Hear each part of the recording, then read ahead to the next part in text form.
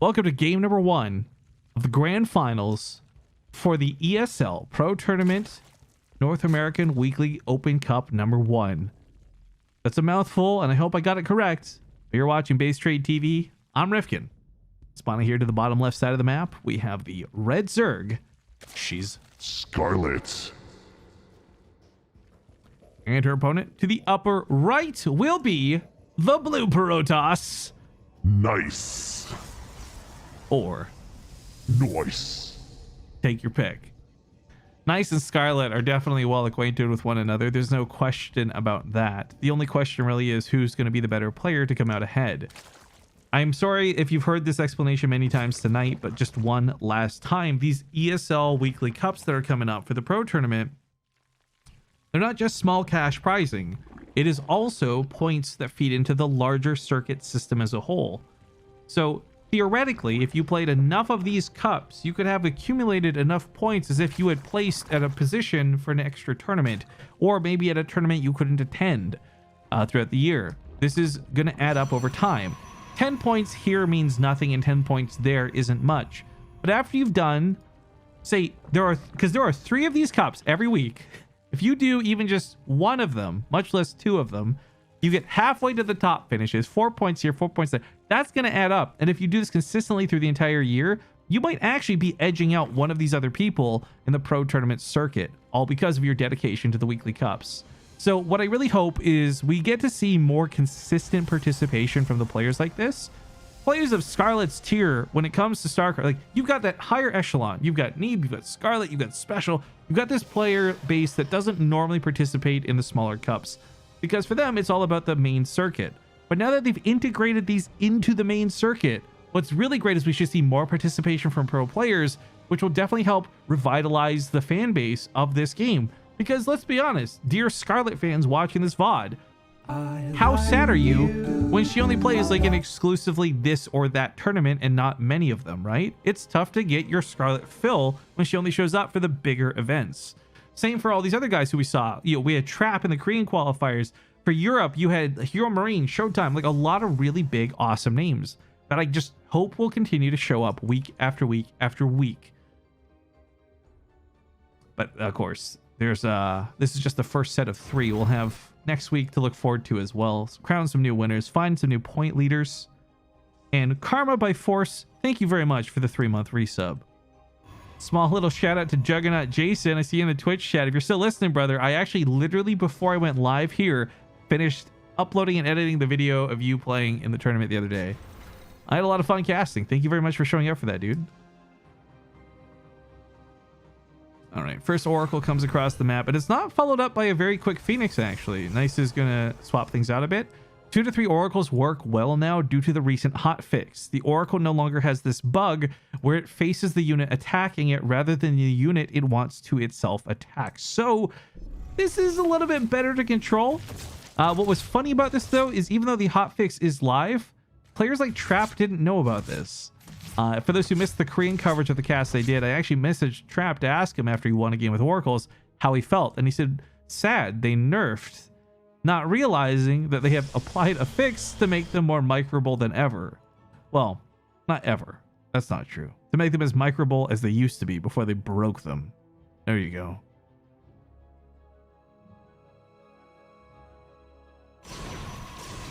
Someone saying I thought it was only 10 points for the first place finish. Oh, is that the case? I was under the impression top 8 got points. If I'm incorrect about that, then that's on me because I'm still new to the cups.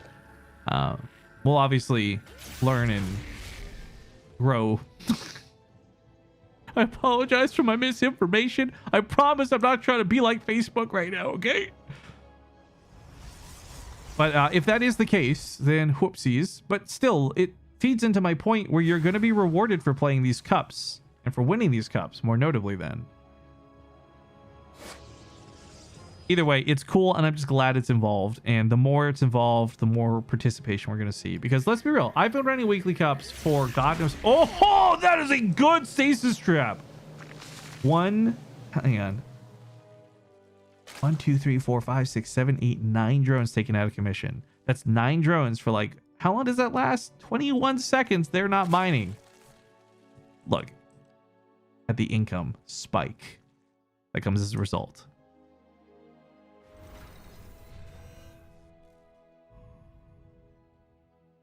Spire is on the way for Scarlett.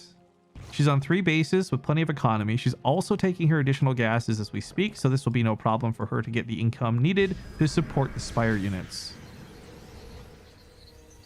But Spire won't be what she wants this game, because what hasn't been revealed until literally just now, it's Mass Phoenix.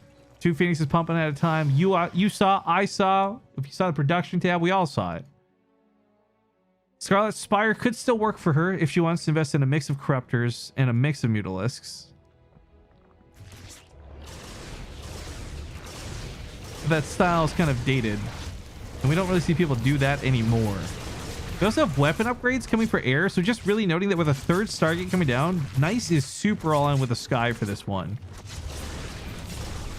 That'll be very difficult to get to this point, but I mean, if this gets too out of hand, Infestors, Vipers, there are answers for this, but the amount of Phoenix right now is pretty ridiculous. And because there's so many, there's just a lot of energy to burn here in the mineral lines, but realizing that that might not be the best course of action, there's a lot of Lings start chasing around back at home. 2 Oracles will hold this, no problemo. So 3 bases set up. Oh, Jason said he's sick in the chat. That's a bummer, dude. Well, get better soon. Come play in these. Kick some butt, steal some points, get some prize money.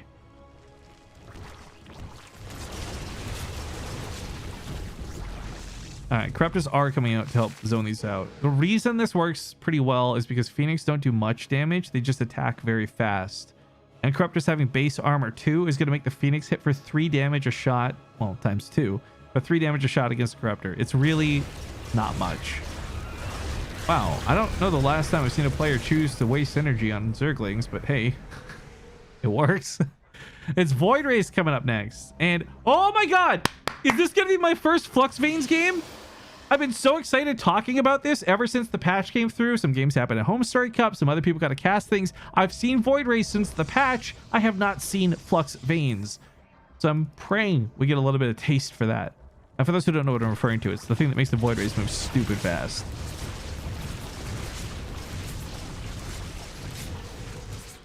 I'm waiting. He's investing in Void Rays. Come on, man. He's queuing up more Void Rays. It's gotta be the speed upgrade. Do it, Nice. Do it, Nice. Do it. Do it. Just do it. Give in. Build Flux Veins. Yes.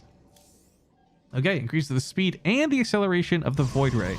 It's worth noting the Void Ray is still slowed ever so slightly while it's in prismatic alignment mode, but outside of it, they move fast enough to really keep up with pacing around the map with things like Phoenix and Oracles, rather than just simply falling behind and being garbage. This is pretty important, though, because there are Corruptors in play. Scarlett is going to be able to zone out the Phoenix very well with her Corruptors, but not be able to take on the Void Rays in the same manner, especially if the Void Rays stand their ground to fight and turn on prismatic alignment. This was a massacre. Nice ends up gutting the base at the cost of a very few Phoenix, but should be able to get out of here alive. I really like the amount of stasis traps placed down here to try and catch units that run by. The Void Rays have remained hidden up to this point. Scarlett's had no information about this whatsoever. She has no idea if this was commitment to the Phoenix, if there's a transition out of this. Funny little upvote button on the minimap. You guys may have caught that. But I think this could catch her very terrifically off guard. 4.65 movement speed. Corruptors move 4.72. So no longer can Corruptors just simply outrun Void Rays. They still do, technically, but not the way it used to be.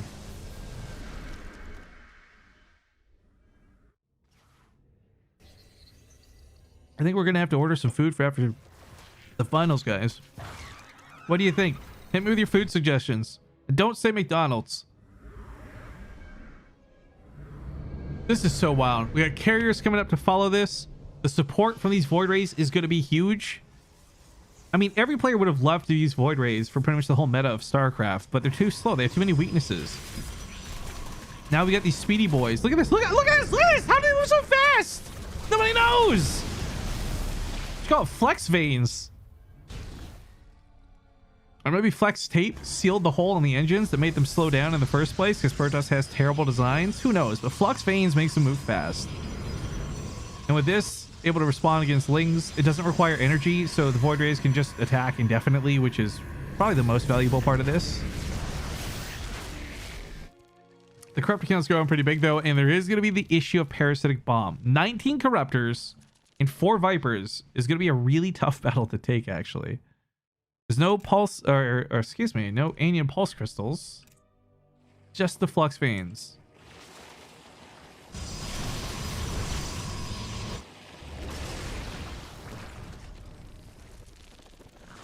I think what is the Corruptor attack called? Parasitic Spore? But it doesn't like infect them. Why would it be parasitic? Just because Corruptor?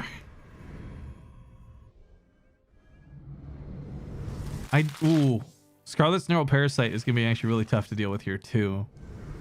All that has to do is grab 1 or 2 of the Void Rays, and she can seriously just melt down the rest of Nice's own army with his own units. One awkward Zealot that is almost dead charges forward, sees the infestors, kind of a big deal. Stasis Ward grabs some of the units on the right side. Carrier gonna get dived on here. First thing that's up, first thing that's dead. Void Rays will hold on the left side for now. Parasitic Bomb and Fungal Growth grab the Phoenix though. Uh-oh. We're in Troubletown now.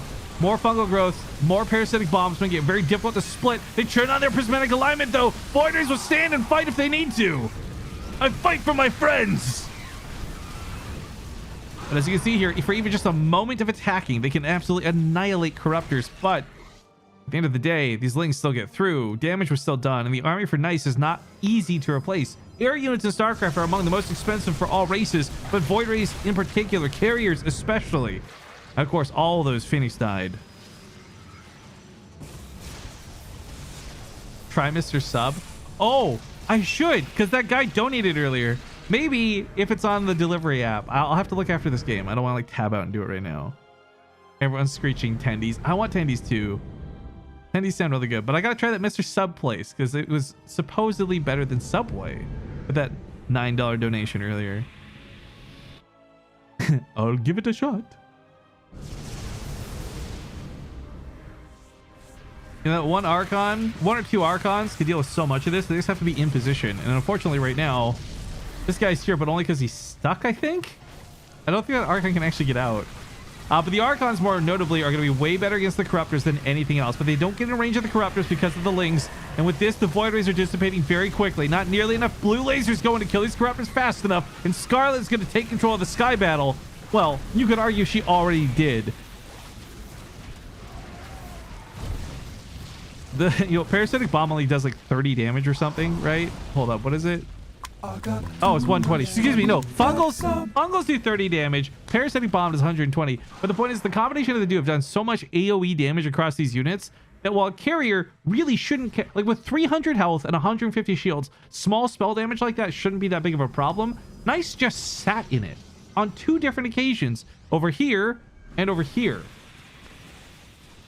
And Parasitic Bomb, I guess, is enough damage to take out, say, the shields of the Carrier. That's still 300 health that has to be chewed through. So the fact that units were dying to that, the fact that Carriers in particular were dying to that, really rough for Nice. And unfortunately, his investment this game... Oh, was this stuck too? It was stuck. Oh my god. Yeah, this is a full wall off on this side. He's just struggling. Look at the supply. He just really can't remake that army. And Scarlett, on the other hand, she's run away with the income. 2,000 minerals more than her opponent every minute is huge.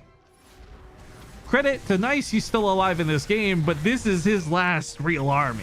Let's be very serious. There's not going to be much more to this. Like, there'll be Warpins reinforcing, but he's never going to be able to remake this amount of Archons. The Carriers get caught right out in the open. Oh god, mistakes have been made. Scarlett's already taking care of most of the army that's currently standing. Somebody donated just now, though. Thank you for the $15. Dr. Cashew, I'll read your message in a second. This could be the end of the game. Let's be honest, this is likely going to be the end of the game. The banlings are used so frivolously because Scarlett's kind of out of give. But she's sitting here with an army that soon has Broodlords. Yeah, a base dies. but I think she's very aware of her strengths in this game at the moment.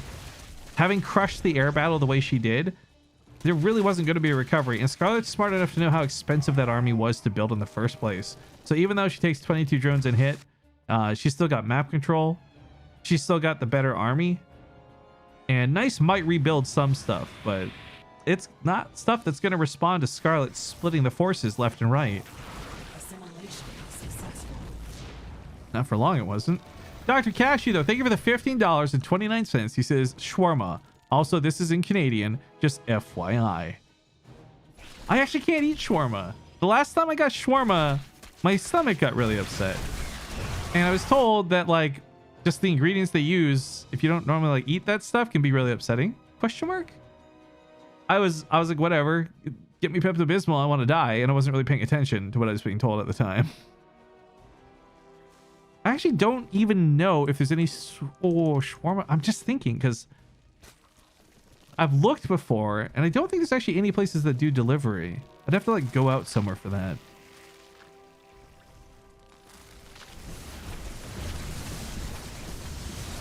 Terrazine base being denied. A couple of Terrazine bases on the map. Give you that extra rich Vespine geyser, I guess is what we call it. But let's be honest, it's purple gas. It's Terrazine. Oh, the fungal growth stings a bit. Let's not forget, Scarlett still has the ability to neural parasite if she saves up the energy. So just grabbing half the Archons could be used to destroy all of the Zealots. But the Banelings really don't care what they hit. They want to connect to the Zealots most, but they are okay exploding on the Archons because there's just so much splash damage.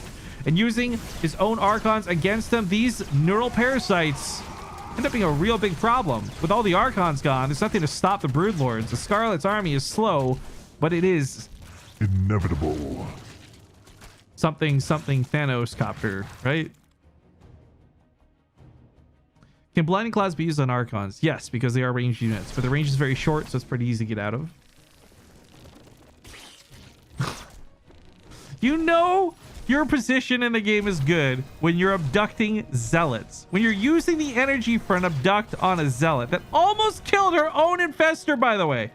Literally 1 HP regenerated to 2 by the time I clicked on it.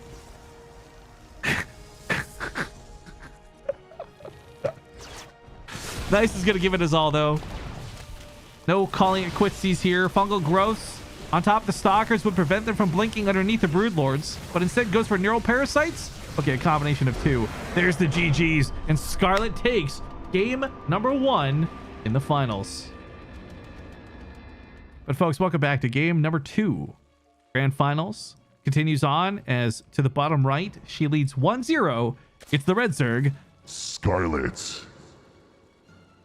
And her opponent to the upper left side of the map, the blue Protoss. Nice.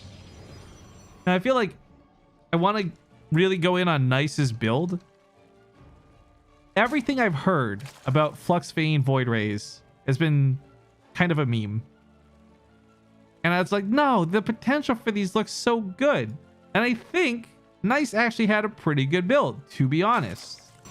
But it also took him a long time to actually get involved with fights, which gave Scarlett a long time to get infestors with energy, more importantly, and neural parasite, and basically just build the better army, something that I don't think Nice should have let happen. And I'm immediately brought back to thinking of an old school Protoss player. Give me a 1 in the chat if you remember Arthur. Arthur was not objectively the best player of all time, but Arthur had some really cool Void Ray all-ins. And he would do things like rush the main base with 4 Void Rays, focus down a lair or hatchery, and then just like recall back out. And I feel like with Flux Vanes, you could do a lot of those same tactics and still have the safe escape with or without the recall. Those are the kind of games I want to see, but those aren't the type of games people are usually going to be playing. And I'm not saying it's better, and I'm not saying I know better. There's no analysis here where I'm like, Rifkin knows better than a pro player. I'm just saying from my experience watching games from like days of old, those are the types of tactics I would love to see applied with these pros in modern StarCraft.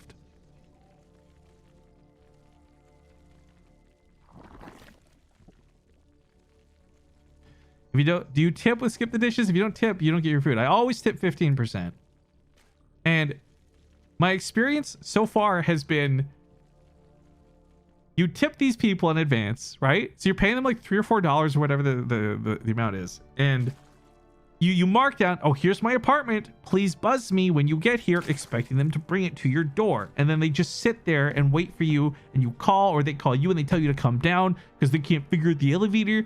And every time I've ordered with Skip, I've had to go down and get my food. Like, what am I tipping you for? You're not, just walk the extra 10 feet. DoorDash never had that problem. Not once.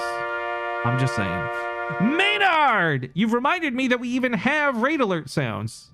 Thank you for the host, and hello to all Maynardians out there. Sorry for the bit of off topic. We were all just talking about ordering dinner together as it is getting quite late. But you've tuned in for the grand finals. And a quick recap. Scarlett and Nice in game 1 actually had a very strange Void Ray Mass Stargate opener. Nice did not win, mostly due to Scarlett's due diligence of investing in a lot of the right units. She had fungal growth, infestors, corruptors, parasitic bombs, the works, the mix. And Nice is probably never, after watching how well she handled that, I don't think he's ever going to make mass air work against Scarlett. But what we are probably going to do is see him still open with Stargates. This is fair, and this is no problem. I think what I really like about Stargate openers is this Phoenix here. Even though it can be used to lift up a queen or not, whatever, it removes the overlords. It takes away scouting, and vision is the most ultimate ability, I guess, a player could have. Just knowing what's going on. That's why map hacks are such a problem. Sad Arthur. Maynard, just in time for that. Yeah, I really miss Arthur. I don't know. He just kind of faded out, which was a bummer. I thought he was a pretty solid player for a long time, but I also know he had a really kind of crazy manager for a small period of time, and they were not really helpful for him. So I don't know what happened. I miss Arthur, though.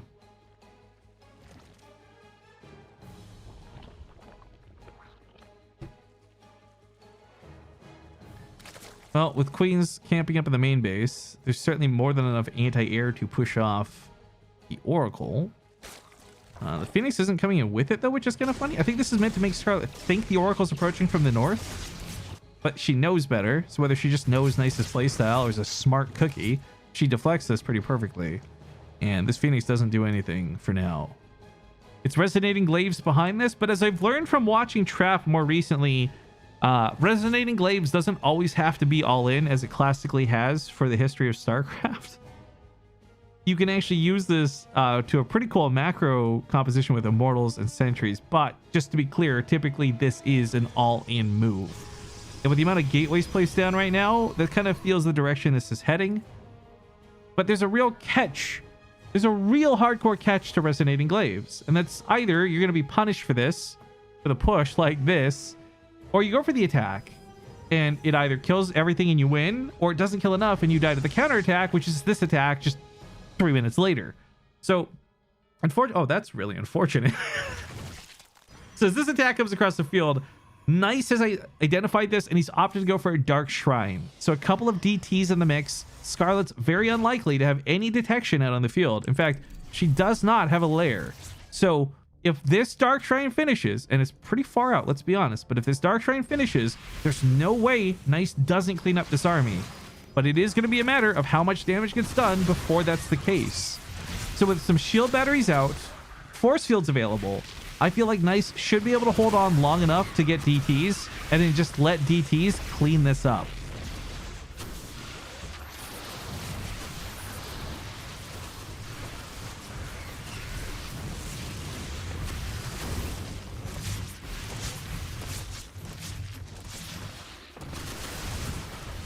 Sorry, it's just a matter of watching this finish up. The second they warp in, those are big reinforcements, but oh, he just used his warp-ins on Zealots out of desperation. Nice's gateways are now on cooldown. The pylons are unpowered. Oh no, he can't get the DTs out that he needs. As you can see here, oh, the corrosive piles come down like an iron curtain. The army squashed and squandered. And 2 DTs are warping in now, but I feel like this is way too late. Scarlett has broken the front. And while the DTs will, as I said earlier, clean everything up, did she do too much damage in the meantime?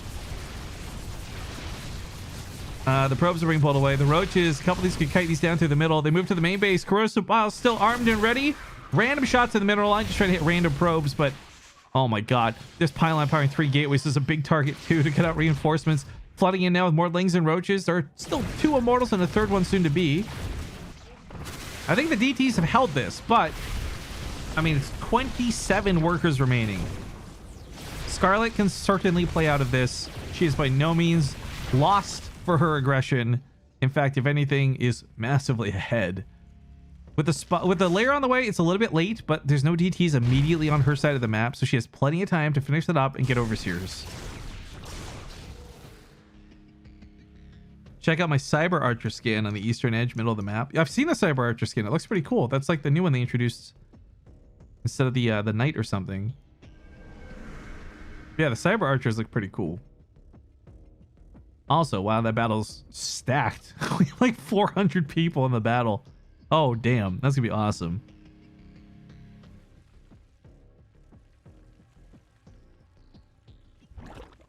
Well, Eva Chamber is going to add to some of the +1 as more roaches come out. Speed has begun. I don't know if she'll need to go for a bigger transition than this. Because the reality is, I feel very confident that she, with her current drone count, could stay on 3 bases and just all in from this point and overwhelm. I mean, look at the supply difference right now. Nice might say drop 2 immortals or something, but Scarlett could say, great, your very small defense is now even smaller and more defenseless because you've brought units to my side of the field. And in instigating the world's smallest base trade of all time, she could absolutely win that game. But of course, the big thing was not having detection, not being able to see the DTs. Now she has detection, and now she'll see the DTs. Sir Duke Nukem! Thank you for 47 months, dude. Them biles, oof. Yeah, from a couple minutes ago. I know exactly which ones you're talking about. All right, roach speed's done. A lot of creep has been pushed down the middle of the map too from earlier on. That's continued to pay off very well. Scarlett, for her entire career, has been most well known for her creep spread, I would say. So this is not so surprising. Nice is going to have to work to take some of that back. Wait, with the roach count right now. 34. 34. Mulligan says Scarlett is slapping this nerd around. Look, she hasn't won just yet, but you're totally right with that assessment. It looked like she had complete control in the early game. And while I say she hasn't won yet, I think the biggest thing hurting is not like an army that's too small to fight, but a 3rd base that isn't down yet. Nice. In terms of income, not even close. And Scarlett's supply bridge continues to grow further and further apart because of her massive drone lead. Now we're going to have Swarm Host. Now we're going to have a Nidus Worm. I mean, nice. Maybe could have just dealt with a pure Roach army with Immortals and Sentries. But that's not Scarlett. Scarlett's not going to throw away this lead so easily. I mean, it's possible she still throws away a lead. Let's be real. Anyone can lose a 1 game with Starcraft 2. But I don't think that'll happen here.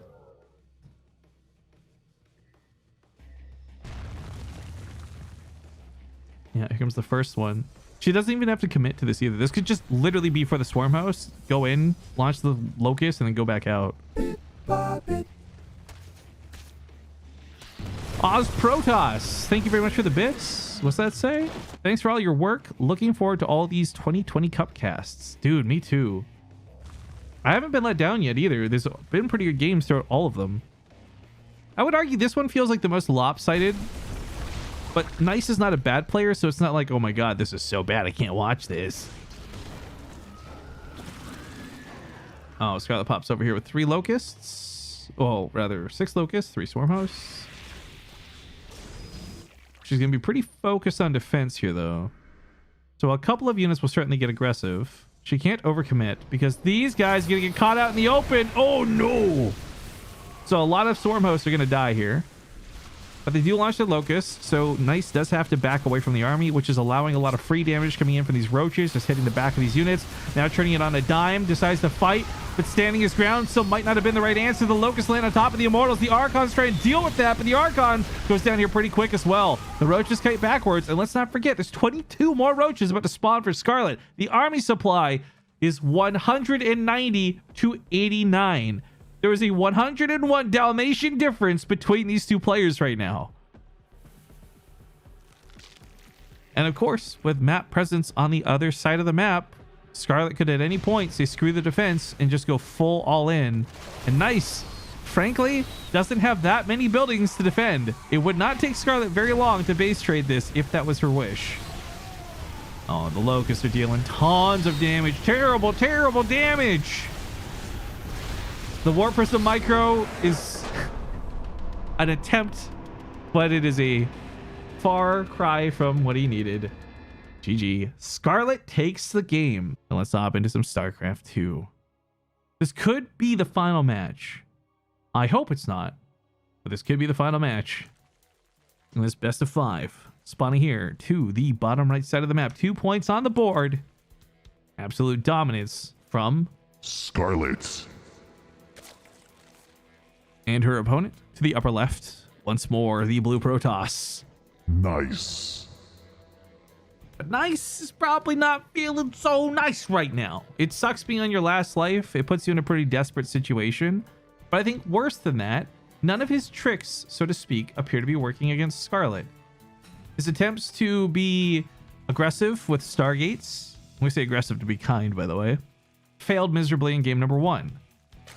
Game 2, okay, got some clutch DTs out, almost defended against Scarlett, still lost. And he played a hell of a game for it too. If that's not demoralizing, I don't know what is. But one thing's for sure, until she's locked this down, the series is not over, and there's always a chance for Nice to bounce back. I've certainly cast enough Scarlett versus Neeb and other type of games where you see a player go down 0-2 and then come back. But Nice is going to have to pull off some crazy miracle for me to believe that that's going to happen here. Also, I have decided upon my food delivery reporting into the chat. I've gone with some chicken and Japanese curry rice. It is probably my favorite thing right now, and I'm going to enjoy it. Scarlett is hatchery blocking on the other side of the map. Nice has played a little conservative with the probes here. So if you want to stop this hatchery, you need 7 probes. If you want to delay it from gaining extra health, you need 5 probes. And you still, one way or the other, chrono out the Zealot to get the base killed. Unfortunately, because Nice tried to preserve his economy by pulling 1 less probe, this actually had so much more health, and the Zealot's taking a lot longer to kill it than usual. Not to mention, she's going to build cancel this into an Evo chamber, most likely, and the probes being pulled away waste a little bit more of their time. Scarlett is doing an excellent job blocking out this natural expansion and wasting a lot of Nice's time. And of course, let's not forget that Evo chamber could always be canceled and run around for a minute and then maybe build another hatchery, depending on how clutch she can be with this micro. But this is what I'm talking about. There's just not enough damage to kill this faster than it builds. She may even let it complete. I want her to cancel it, but if it completes, this dies and makes broodlings, which can then possibly potentially surround the Zealot and kill it. So you'll notice Nice has pulled the Zealot away from this, because if he didn't, he was 100% going to lose it to the dead Evo chamber. But even this still buys a few more seconds of time, and she's going to run after the probe. Okay. The broodlings were also used to scout the main base, which is a small but very cute thing to see.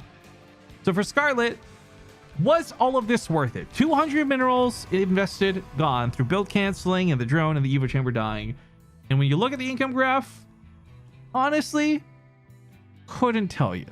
When they pull 5 probes, it's definitely worth it. When they pull 7, it's super worth it.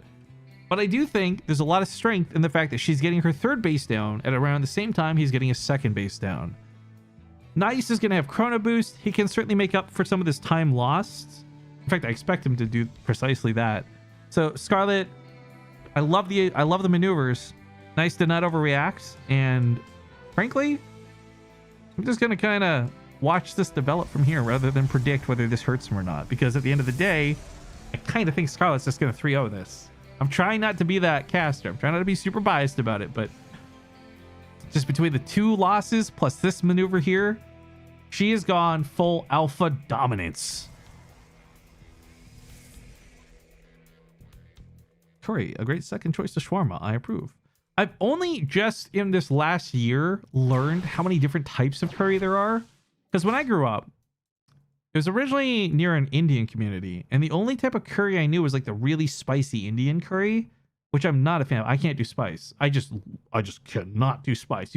My spice limit is like pepper. But I don't mean like green pepper or jalapeno pepper. I mean like in the salt shaker, when you get salt and pepper, that's my spice limit. I'm a baby. I can't handle it. So I always grew up hating curry because of this. But then I didn't know Japanese curry. It's like I ate it and cried tears of joy, but then wept tears of sadness because I realized all the years of my life I had wasted not eating this curry because I just saw the name curry attached to it and assumed it would be horrible. Sorry. Bringing it back. A little bit of an existential crisis there. A little too real for Rifkin. Oh, that's a lot of gateways with what yeah, there's the warp prism there. This attack had a nice, unfortunately, falls into the category of kind of all in. And more to the point, Scarlett, I think, saw that with that Ling. So we see no more drones in the production and purely roaches and Lings being made. Just army units to defend this. She really needs 1 or 2 corrosive biles to make sure that these sentries aren't a problem for her. But for the most part, she should be okay to handle this. Her worker count is so high that she could lose every drone at this base and still be ahead. So pulling drones is an answer she's happy to go with right away. She knows this too, so she pulls the drones right away. Drones come from the backside to hold this army in place. Force fields go down, but corrosive biles go to break them. And the drones, they try to hold position. There's the surround. Oh, the drones flank from the south side. She's actually the queen of drones of Zerg.